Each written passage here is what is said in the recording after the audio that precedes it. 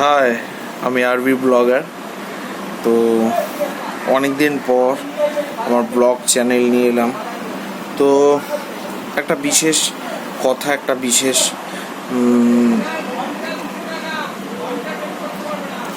আলাপ আলোচনা করতে এসেছি তোমাদের সঙ্গে।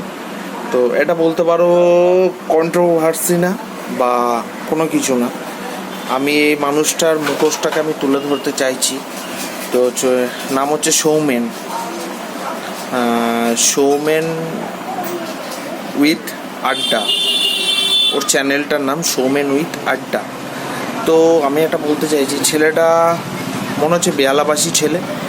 আর ছেলেটা হচ্ছে নিজস্ব মানে একটা সিম্প্যাথিক গেম কার্ড খেলছে ইউটিউবের মধ্যে। তো ও মা হারিয়েছে, বেশি দিন হয়নি, আমিও মা হারিয়েছি।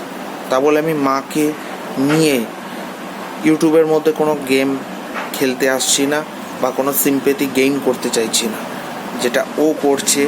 আর একটা বারবার দেখাচ্ছে আমি খেতে পাচ্ছি না, আমি খেতে চাইছি না, আমি এই পারছি না, ওই পারছি না, সেই পারছি না, মানে কান্নাকিটা একটা সিম্প্যাথি গেম।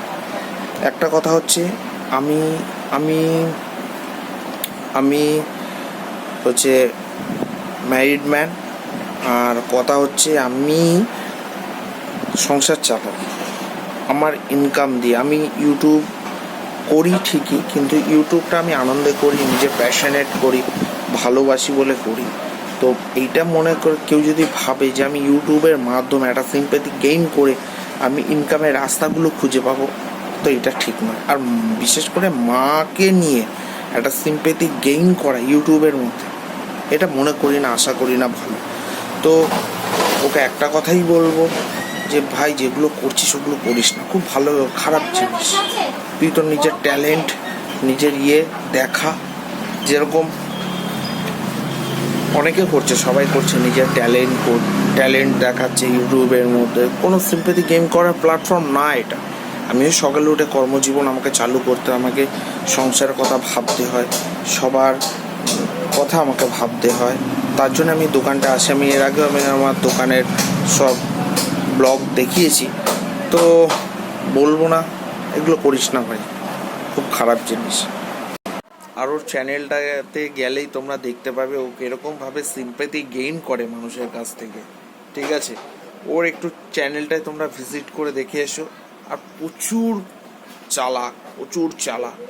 আর এইসব মানুষ যারা সিম্প্যাথি গেইন করা মানুষ খুব খারাপ হয়, ঠিক আছে?